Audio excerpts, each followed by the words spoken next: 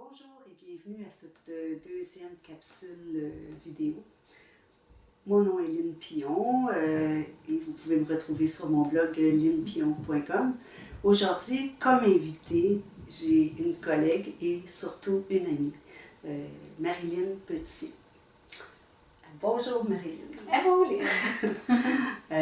Est-ce que moi je te connais beaucoup, Ouais. mais est-ce que tu peux te présenter pour les gens qui te connaissent un petit peu moins? Oui. Alors bonjour tout le monde, mon nom est Marilyn Petit, je suis coach professionnelle, je suis conférencière et auteure du livre Des millions de soleils, rayonner malgré l'épreuve, aux éditions Un monde différent. Alors c'est ça, moi j'accompagne les gens, en fait on me dit complice de votre rayonnement. J'inspire les gens à rayonner de leur propre soleil. C'est ce que je fais à l'intérieur de mes coachings, mais aussi de mes conférences. Je suis l'initiatrice de la mission des millions de soleils, parce que le livre a une mission, c'est de faire briller des millions de soleils pour des millions de personnes. Donc, on a un beau site internet, je pense que l'adresse va apparaître. C'est ça. Alors, on invite les gens, une fois qu'on a lu le livre, on comprend qu'il y a un outil là-dedans qui est de trouver le soleil de sa journée. On sait aussi d'où vient l'histoire quand on lit. Et on incite les gens à se prendre en photo quand ils vivent un moment soleil. D'en prendre conscience que c'est un moment soleil. Et puis ça, quand on me demande c'est quoi un moment soleil. Mais alors, je te pose la question, Marilyn, c'est quoi un moment soleil? Un moment soleil, c'est un moment comme là, qui fait chaud au cœur, qui nous fait sourire, qui va nous consoler, qui fait du bien. Et ça, on en a à tous les jours, et ce, même malgré l'épreuve. Et c'est le message du livre. Alors, dans la fameuse mission, on invite les gens, quand on vit un moment soleil, pourquoi pas en prendre conscience premièrement. Et ensuite, on est à l'ère des selfies, là, on se prend en photo pour un tout, pour un rien. Alors, prendre notre moment soleil en photo. Et là, on a créé sur le site www.desmillionsdesoleil.com une belle mosaïque où les gens partagent leur moment soleil. Ça fait du bien. Oui, regarder même pour tout le monde. Là. Ben, c'est ça le but, qu'il y ait toujours un soleil qui brille pour celui qui en a besoin. Alors, si on a une journée un peu plus grise, on est à la recherche de soleil, une petite visite sur la mosaïque soleil, et c'est certain qu'on sort avec un sourire parce qu'il y a tellement de beaux moments, ça vaut la peine d'aller voir. Vous allez voir, c'est une mission qui va faire boule de neige. Là. Oui, ça va grossir et grossir et grossir. Oui, il y a beaucoup de projets parce que c'est pour le but, c'est de faire briller des millions de soleils. Et là, il y a un comité qui se crée, puis il va y avoir des activités. Alors, oui, c'est à surveiller. C'est super intéressant. Marilyn, moi, en première question, je te demanderais, est-ce que tu te rappelles quel âge tu avais, toi, quand tu as vécu ton premier deuil ou ta première grosse épreuve? Mon premier deuil, ce qui manque là, c'est le décès d'une de mes tantes. J'avais 8 ans, je pense. OK. Puis est-ce que ça se parlait dans la maison? Est-ce qu'on t'a expliqué ce qui se passait? En fait, c'était un choix de ma tante. OK. Alors, et ça, c'était caché. OK. Ça a été caché. Comme ça l'est souvent. Oui, on n'a pas eu la vraie raison. Tout de suite, je l'ai su adulte sur mon lieu de travail par une collègue qui, elle, était au courant de l'histoire. Alors, adulte, j'ai dû dire à ma mère, est-ce que c'est vrai que c'est ça? Et j'étais surprise. Mais je me souviens de certains détails au salon mortuaire. Probablement que moi, enfant, j'avais dû entendre quelque chose. J'avais comme un soupçon. J'avais remarqué quelque chose au niveau de son habillement. Elle avait un foulard dans le cou, c'était voulu. Et j'ai gardé l'image de ce foulard-là. Et je me dis, oui, puis je me dis que je devais, tu sais, dans ma petite tête d'enfant, avoir compris quelque chose. Sinon, pourquoi remarquer le foulard? Parce que ta tante probablement portait pas régulièrement. Oui. Ou tu sais, peut-être qu'on avait parlé de ça, puis que moi, j'en ai... Oui, c'est ça. T'sais, moi, je soupçonne que j'ai dû peut-être entendre quelque chose, puis que c'est pas consciente de la réalité de ce qui s'était vraiment passé. Mais c'est ça. Ça a été mon premier deuil. L'image que j'ai, c'est quand ma mère l'a appris puis qu'elle pleure au téléphone. On est chez ma grand-mère et je me souviens de ça. Puis je me souviens d'au salon mortuaire, l'odeur, Ah oui, c'est qu'on est tous là, ouais. Mais parler c'est de la déjà mort... bien, parce qu'à 8 ans, vous étiez au salon mortuaire. Oui, on est allé au salon mortuaire. Je me souviens que, parce que moi j'avais un cousin de mon âge, une cousine qui était de l'âge de mon frère, donc il avait 1 an plus jeune. Et pour moi, ça avait été difficile de penser qu'eux n'avaient plus leur maman. Ah oui. Ouais. Tu te mettais à sa place un peu. Ouais. Puis, t'as grandi. Ouais. T'as grandi. Je suis pas très grande, là, non, mais j'ai vieilli. Oui, t'as vieilli, alors. Moi, je suis un petit format. Je suis grande, je suis pas grande. On se comprend en tant que petit format. Oui, c'est ça. Elle était dans les petits pots, la meilleure longueur. Moi, j'aime le dire, là. Ça fait du bien. Et puis, tu es devenue maman toi-même. Et tu as eu à vivre quelque chose de pas facile aussi, là. Ouais. C'est un peu ce qui a créé, après plusieurs années, qui t'a incité à écrire ce livre-là. Oui. Je suis chanceuse parce que tu m'en avais parlé avant de l'écrire, puis c'était dans les secrets des dieux. Mais puis je t'ai vu en conférence, dans tes premières conférences aussi. Puis j'ai vu les gens, comment les gens étaient touchés par ton message. Puis c'est comment tu vibres de vérité quand tu es en avant des gens. Est-ce que tu peux nous parler un peu de ce qui t'est arrivé en tant que maman, là, ton expérience de jeune maman? Quel âge tu avais? J'ai 30 ans.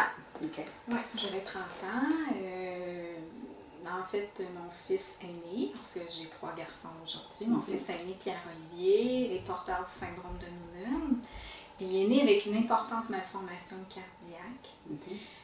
Bref, pour faire une histoire courte, là, son cœur est atteint, ses poumons, il y a un trouble de coagulation de son sang, il y a un déficit de son système immunitaire. C'est hypothéqué. Oui, c'est un chromosome qui est mal fonctionné à la conception parce que c'est le syndrome de Noonan. Puis lui, il est responsable de régulariser la formation de nos organes. Donc, comme c'est déficitaire chez Pierre-Olivier, ça fait en sorte qu'il y a plusieurs malformations. Okay. Alors, mon petit bonhomme à 18 mois a eu une première chirurgie cardiaque. On a été 7 semaines à l'hôpital, 6 aux soins intensifs.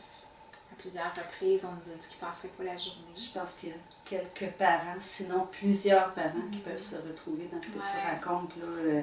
Est-ce que c'était à Québec, à Montréal? Ben nous, on demeurait à Montréal. Okay. Alors, moi, je suis rentrée, en fait, le 18 mai 2002. Pierre-Olivier m'est tombé d'un bras, il était bleu.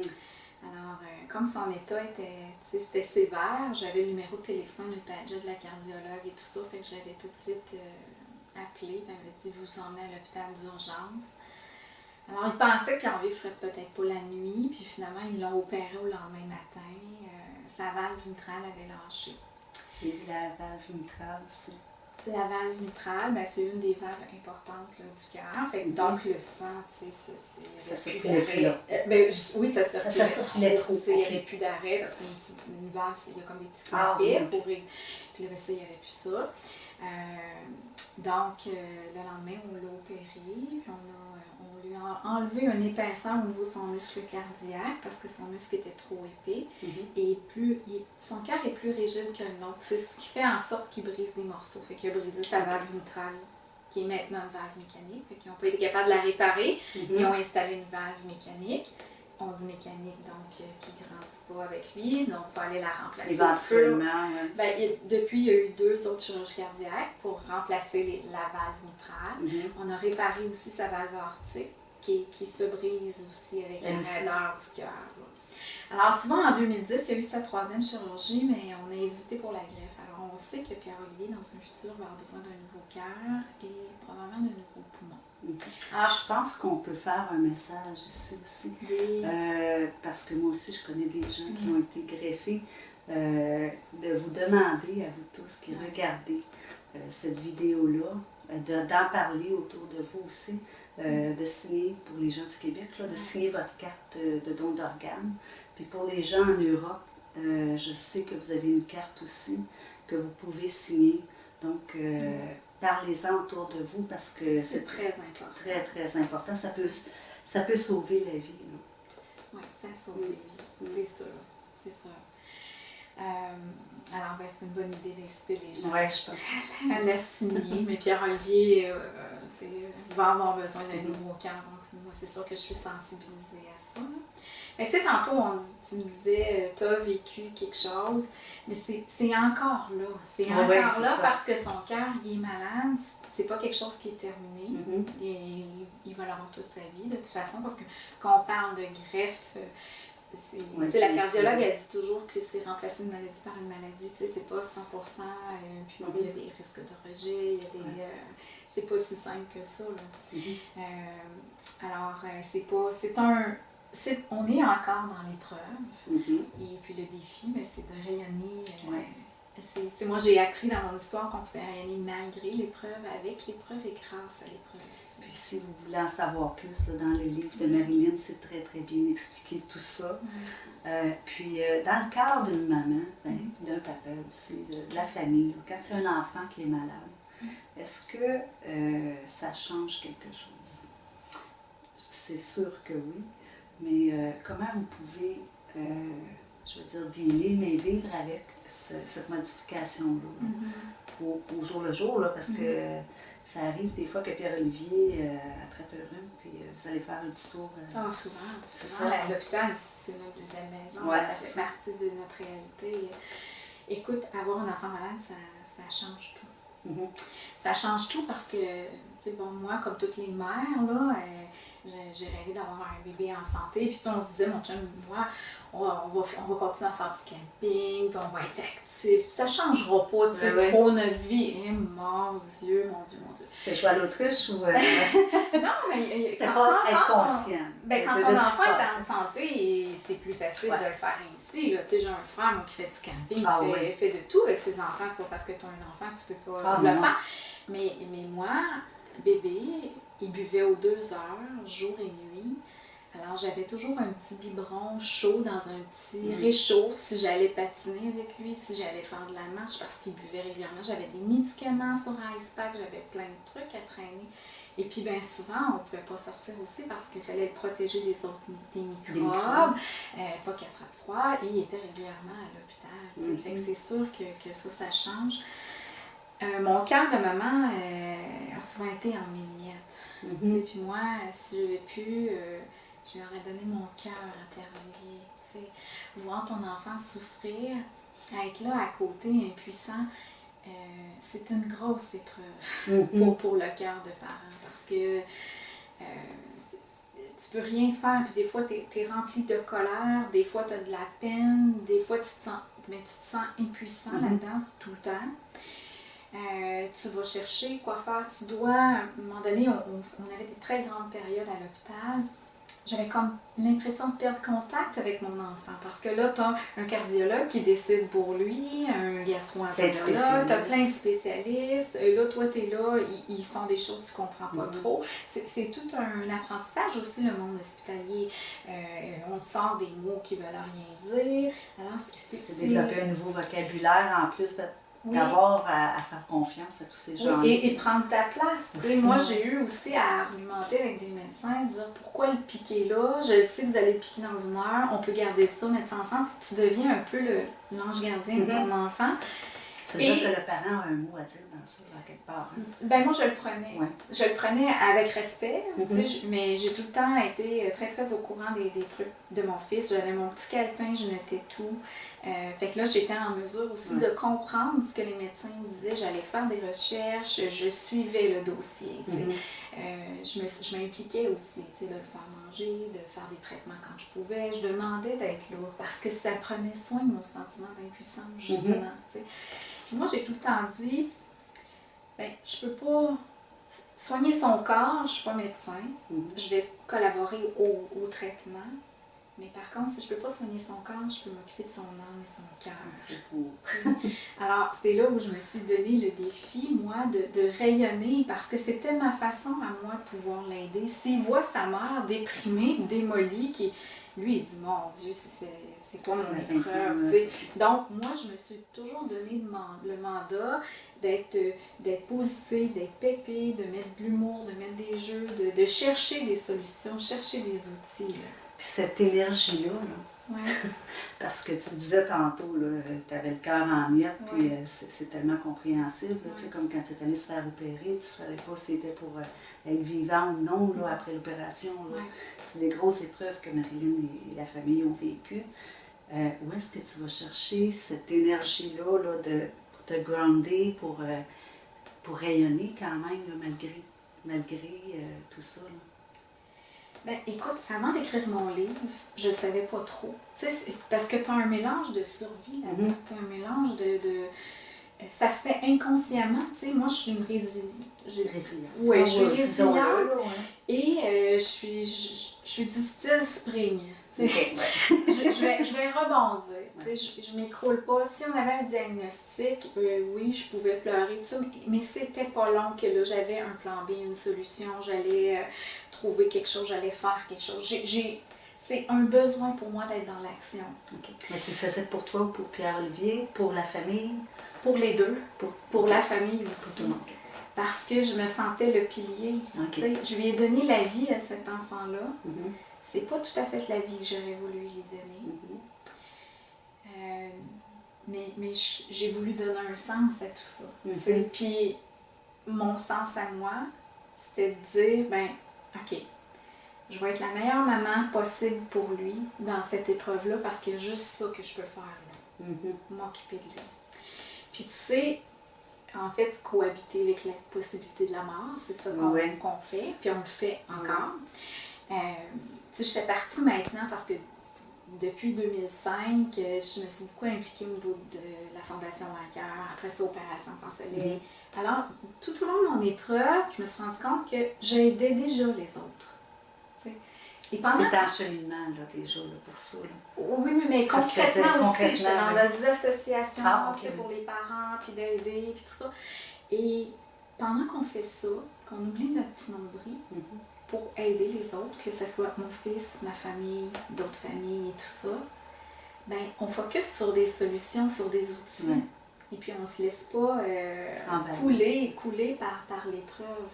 Puis tu sais, je fais partie d'un groupe de parents qui viennent en aide aux parents d'enfants cardiaques quand ils viennent d'avoir un diagnostic. Ouais. Et là, c'est le choc, le monde s'écroule et tout ça. Et quand eux demandent d'être en contact avec d'autres parents, on me les réfère. Et puis il y a une petite maman qui, je lui parle une première fois, son enfant est très très malade. Et puis là, elle me réécrit, elle dit, j'aurais besoin de te parler encore. Fait que là, j'ai parfait, on se parle, puis elle me dit, écoute, j'ai une question pas spéciale à te demander. Là, je me dis, mon Dieu, qu'est-ce qu'elle va me demander? Elle dit, comment fais-tu pour ne pas toujours le voir mort? Oh. Ouais, parce que c'est une réalité. Oui. Tu as un petit bébé fragile, elle, là, il est encore un petit bébé. Okay. Et on me dit qu'il n'y a pas beaucoup de chance. Alors, tu peux facilement dire, ah ben là, il va mourir, ou tu sais. Et là, je lui ai répondu, et ça m'a fait comprendre comment moi j'avais vécu ça pendant toutes ces années-là. J'ai dit, tu sais, si ça arrivait pour de vrai, là, qu'il meurt, quelle image veux-tu qu'il te reste dans ta tête? Oui. Si tu l'as toujours imaginé mort, il te reste quoi? Cette image-là. Tu l'auras jamais vu vivant. Alors, quelles sont les images que tu veux volontairement mettre dans ta mémoire, mettre dans ton cœur? Moi, j'appelle ça les parcelles de bonheur aussi. Oui, c'est que si mon fils part, je peux rien faire contre la maladie. Par contre, moi, je vais rester sur Terre. Et avec quoi je veux rester? Qu'est-ce que je veux garder, moi? Ouais. Et c'est là où moi, j'appelais ça semer des parcelles de bonheur. Parce que tous les moments que je peux vivre aujourd'hui avec lui, avec mes enfants, avec ma famille, avec tout le monde d'ailleurs, les moments qu'on vit ensemble, que tu partes la première ou vice-versa, on reste s'en rappeler. On reste avec ces parcelles de bonheur-là. Alors, si la mort vient chercher quelqu'un autour de nous, si on a pris conscience de tous ces moments de bonheur-là, les parcelles de bonheur qu'on a à l'intérieur du cœur puis qui vont rester là tout le temps, bien, le vide est moins grand quand la personne nous quitte. Ça aide énormément. Oui. Je suis tout à fait d'accord avec toi. Puis je vois présentement, il y a une maman sur Facebook. Elle a un petit garçon qui s'appelle Grégory. Oui. Tu le connais. Moi, j'arrive à faire mon livre. Ah oui. Puis c'est un petit bébé miracle présentement. Là. Puis c'est ce qu'elle fait. Elle prend tellement d'images, elle vit tellement de moments avec ce petit pit-là. Puis je trouve que des parents comme elle, des parents comme toi, ça donne l'exemple à des gens qui ont aucune maladie autour d'eux puis qui se plaignent aussi. Là, vous êtes des exemples pour bien des gens. Là. Pour moi aussi. Là, c'est... Mais en fait, tu sais quoi, il y a un cadeau à vivre une épreuve ou une maladie. Ben oui. C'est de se rappeler finalement que la vie peut s'arrêter n'importe quand. Parce que tu sais, je me suis dit, j'ai 3 enfants. Je peux focusser sur Pierre-Olivier et le risque de le perdre. Ouais. Et pendant ce temps-là, je vois pas les 2 autres, puis il y en a un qui se fait frapper en traversant la rue. Mais la fin est pareille. C'est la mort aussi. C'est ça. Mais qu'est-ce que je veux qu'il me reste? Donc, de là, l'importance de dire, OK, c'est comme si on avait un défi de faire le plein de beaux moments pour pouvoir les garder. C'est de se rappeler que c'est ça, un défi comme ça, de se rappeler qu'on a l'épée de Damoclès là, au-dessus de la tête, tout le monde. Mais sans vivre dans la peur, non, apprécier qu'on a ce moment-là. Moi, c'est dans ce sens-là que je le dis. Oui, parce que, tu sais, dans le fond, on est privilégié d'avoir une vie. On est très privilégié d'avoir la santé. Et moi, je dis toujours, si tu as la vie, tu as la santé, tu n'as pas des petits obstacles, mais est-ce qu'ils sont si gros que ça? Moi, je pense que de vivre pleinement notre vie, c'est notre première mission sur Terre. Et c'est assez important. Hein? C'est pleine d'amour, une vie pleine d'amour avec les gens qui nous entourent, c'est sûr. C'est ça, et c'est là notre mission. Et vis-la. Et pour honorer ceux qui n'ont pas ta chance. Oh, c'est beau ça. Bravo. Toi, tu as la santé. Alors, excuse-moi là, mais un petit coup de pied, puis go, t'es capable, puis remonte ton obstacle, puis passe par-dessus ça. Relève-toi. Réalise ton rêve. Là. Parce que toi, tu as tout ce qu'il faut. Puis c'est pour les parents. Justement, tu dis oui, on va lui donner un petit coup, là. Mais le parent qui présentement trouve ça très difficile, ce qu'il vit avec son enfant. Parce qu'il y a un enfant malade ou un enfant différent. Puis que le regard aussi des autres, hein, parce que ça change une vie. Je ne veux pas, parce que j'ai connu des parents qui avaient des enfants malades. Les autres ne comprennent pas nécessairement le pourquoi vous restez à la maison, le pourquoi vous faites ci. Ça serait si facile de faire ci, de faire ça. Qu'est-ce que tu dirais aux gens qui n'ont pas d'enfants malades et aux gens qui ont des enfants malades? Bien, premièrement, à celui qui a un enfant malade, pour moi, personnellement, ça a été longtemps l'épreuve de mon fils. OK. Donc ça, moi, ça me donnait pas le droit, moi, de me plaindre. Ça me donnait pas le droit, moi, d'être découragée. Ça me donnait pas le droit, moi, de lâcher. Ça a même été difficile pour moi d'écrire un livre parce que je me disais, aïe, tu sais, mais je suis un personnage de l'histoire. Et ces parents-là sont des personnages de l'histoire et ça devient leur épreuve. L'épreuve de ton enfant devient ton épreuve. Alors, que tu aies une journée où ça va pas, ça se peut-tu? D'après moi, oui. Ça se peut. Hein? Et c'est correct. Et de dire, OK, aujourd'hui, j'ai le droit, là, je file pas, de un. OK, ça fait baisser les gants. Parce que quand tu es un parent d'enfant malade, tu es comme à la lutte tout le temps contre la maladie. Ou, tu sais, bon, baisse les gants. Aujourd'hui, prends soin de toi. Parce que si tu es capable de prendre soin de toi et d'accepter qu'aujourd'hui, ça n'aille pas, tu refais le plein en énergie pour mieux donner après à ton enfant. Et ensuite, le meilleur guide pour un enfant, c'est son parent. Et ça, les médecins le disent beaucoup d'ailleurs. Maman, tu connais mieux que moi ton enfant, et de ne pas avoir peur de s'approprier une place et de collaborer avec les médecins.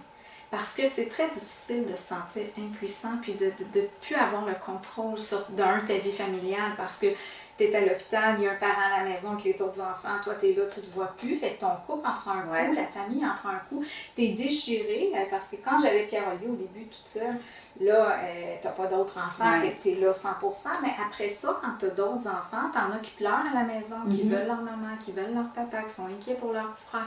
Alors, tu es constamment déchiré. Et c'est d'accepter que tu vis tout ça et que ça fait partie et que ça t'appartient aussi. Oui, ton enfant il a mal, mais toi aussi t'as mal. T'as le droit d'avoir mal, toi Oui, aussi. t'as mal, tu sais. Puis je dis tout le temps que exprimer sa peine, exprimer sa colère, on a le droit de faire ça. Sauf qu'il ne faut pas rester dedans pour qu'elle devienne comme un boulet à notre pied puis nous couler. Ouais. Alors une fois que c'est exprimé, que c'est vécu, laisse-la s'envoler. Et vois-le vraiment, ok, imagine comme c'est ça. dit, ok, je laisse partir. Et là, ça fait du bien, tu sais, c'est moins lourd parce que tout ça, c'est lourd une histoire. Oui, oui. Puis pour les couples, oui. c'est beaucoup, là. Oui. Il y a des couples qui ne résistent pas à ça non plus. La plupart. Comment vous avez fait, vous autres, pour résister à tout ça? Parce que moi, je vous vois, là.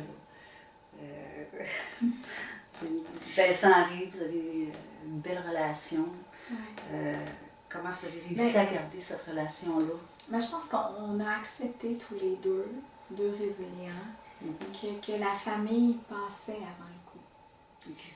Par amour pour nos enfants, tu sais, pour nous, s'il y en a un qui est malade, ça fait partie de notre rôle de parent, puis on le voit, on ne se sentira pas privé, tu sais, ça fait partie comme du contrat de famille.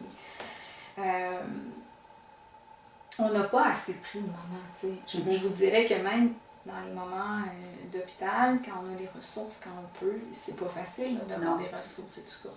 Mais c'est dès qu'il va mieux de te prendre vraiment des moments. Et des moments où tu n'es pas un parent. Donc, défense de parler des enfants, parce que souvent c'est ça. Quand on se retrouve à l'extérieur, seul, on va parler de nos enfants, on est encore dans nos bottines de parents. Donc, c'est défense de parler de nos enfants, on parle de toi et moi. Puis aussi, le truc, c'est de vraiment trouver un soleil chez l'autre personne. Un soleil par jour. C'est qu'est-ce que mon conjoint fait? Parce qu'encore là, on ne vivra pas la peine de la même façon. On ne vivra pas la peine.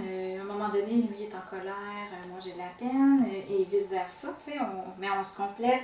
Dans le fond, nous, ça a bien à donner parce que souvent, quand moi j'étais dans le tapis, lui était OK, go, go, go, puis et le contraire. Fait que ça fait contrebalance. Oui, c'est ça. On crée un équilibre avec ça. Mais le truc, c'est ça, c'est d'essayer de comprendre l'autre, de respecter l'autre aussi dans sa peine, puis de respecter qu'il ne vit pas ça comme nous. Puis est-ce que, là je pose la question parce que je ne connais pas la réponse du tout, est-ce qu'avoir du temps chacun de votre côté pour vous ressourcer, ça peut être bon aussi? Oui, ça aussi. Ça aussi? Ça aussi, c'est bon. Quand c'est possible. Oui, quand c'est possible. Puis c'est bon et puis c'est nécessaire. Parce qu'à un moment donné, donner à ton couple, donner à tes enfants, donner à ton enfant malade, ben tu as un toit, il faut faire le plan. C'est un peu comme dans l'avion, là, tu prends l'oxygène en premier, puis après ça, tu peux sauver, aider la famille, puis le couple. Ben c'est ça, parce que sinon tu perds tes réserves, puis là tu tombes comme un auto, là, tu fonctionnes sur la réserve d'essence, puis à un moment donné, tu deviens ça marche plus. Et peut-être que ce moment-là, ce sera un des plus difficiles pour ton enfant et tu ne seras pas là parce que tu n'as plus d'énergie. Il faut que tu penses, tu sais, moi, la maladie de mon fils, je savais que c'était pour être à long terme. Donc, comment je fais au quotidien, là? C'est pas juste un sprint à donner, puis après ça, c'est fini, on s'en retourne chez nous, puis là, on récupère toute la famille. On savait que... Donc, comment tu fais pour entretenir ton énergie, garder ta force, garder ton moral? Bien, c'est un petit peu à chaque jour. Puis comme éventuellement, il va y avoir, tu sais, la greffe, probablement. Est-ce que les frères et sœurs, j'ai pas de sœurs, excusez, les deux frères sont au courant? Est-ce que vous en avez parlé? Oui. Est-ce que vous entendez leur inquiétude ou ça va bien aller? Bien, Pierre-Olivier, lui, il rêve d'avoir un nouveau cœur parce qu'il aimerait ça faire du sport. Ah, OK. Fait qu'il ne va pas de reculons, lui-même, il serait prêt à l'avoir tout de suite. OK. Mais ça se fait pas comme ça. On sait que quand il va être vraiment dû pour avoir un nouveau cœur, c'est qu'il ne fonctionnera plus à la maison. Ça, je sais que c'est un beau plat qui va venir. Ça veut dire je sais pertinemment dans mon cœur de maman que je vais voir mon fils souffrir plus. Là, bon, mais c'est pas là. Puis c'est pas aujourd'hui. Donc, si je teinte ma journée d'aujourd'hui en pensant à ça, ben, c'est une parcelle de moi dans mon cœur. Ah oui. OK, je comprends. Donc, je le verrai En temps et lieu, ouais. quand ça sera rendu là. Oui, c'est ça. OK. Et pour répondre à ta question pour les deux frères et tout ça, on a toujours tout dit. On a toujours tout dit, et positif et négatif, dans le sens que oui, il y a des risques et tout ça, Pierre-Olivier, il les connaît. Mais ce ne sont que des risques. Il n'y a rien qui est concret pour le moment. C'est ça. Puis, il y a une belle chimie entre les trois aussi. Ouais. Je voyais ça tantôt. C'est vraiment beau. Pour conclure, à quelque part, là, ce serait quoi le message? Qu'est-ce que tu voudrais que les gens retiennent de notre entretien, notre entrevue aujourd'hui? C'est quoi qui est le plus important que tu veux laisser aux parents qui écoutent, qui ont un enfant qui est malade? Ou quelqu'un qui connaît des parents qui ont un enfant qui est malade. Ouais. C'est sûr, leur faire écouter l'entrevue. Ouais. Ça, en partant, l'entrevue, lire le livre. livre. C'est certain. Ouais. Les liens pour les sites vont être là aussi. Oui, mais sur mon site internet, dans la section médias, vous pouvez entendre Pierre-Olivier à l'entrevue. Il y a de très belles entrevues aussi où on nous entend tous les deux. Là. Fait que ça aussi, c'est inspirant. Ça peut être aussi inspirant pour l'enfant que le parent. Oui. C'est ça peut être vraiment... Parce que Pierre-Olivier parle très bien. Il n'est pas gêné, puis il sait, il se comprend, là, il sait ce qui se passe en lui. Oui. Mon message, ça tourne beaucoup autour là, de trouver le soleil de sa journée. Parce que même dans les temps gris, en fait, tu sais, trouver le soleil de sa journée, c'est, si on retient juste ça, déjà les parents vont être plus outillés. C'est quand ça va mal, quand tout va mal, qu'est-ce qui va bien pour moi là-dedans? Et dans cette question-là, et même pour l'enfant, ça a l'air léger comme question, mais ça prend tout son sens. Ouais. Est-ce que tu peux la répéter? Alors, malade ou pas, tu sais, dans le fond, ou quand on a une épreuve, un obstacle, qu'est-ce qui va bien pour moi là-dedans? Et il y a toujours quelque chose. Toujours. Tu sais, que tu aies vraiment une grosse épreuve, de te poser cette question-là, tu vas remarquer les gens qui sont autour de toi. Tu sais, elle est là pour moi, elle m'aide. Regarde, la journée d'aujourd'hui est plate, il va pas bien, mais il va un peu mieux qu'hier. Ou tu sais, il va moins bien, mais bon, les médecins sont là, tout le monde. Tu sais, on voit, pendant qu'on focus sur ce qui rayonne, ce qui est lumineux, parce qu'il y en a tout le temps, ça c'est sûr, on le fait, puis dans le chapitre Trouver le soleil, il faisait gris, puis on voit le soleil. Ben, c'est ce qui va nous motiver à tasser les nuages. Oh, c'est beau ça. Alors, j'espère que vous avez apprécié cet entretien, cette entrevue avec mon amie Marilyn. Puis on va se retrouver le mois prochain avec une autre entrevue d'une autre personne, bien sûr. Moi, je sais c'est qui, mais vous allez le savoir dans la prochaine infolette. C'est une surprise. J'aime ça, les surprises. Merci. Merci à toi, Lynn. Merci à tout le monde. Puis, trouver le soleil, là. C'est beau. Il brille. Oui. Puis on vous aime, c'est certain. Oui. Merci. Bye. Merci, Lynn. Bienvenue. Bye. Tu me dis sur pause, là? Oh là là, hey, je pense que c'était bon. Hein?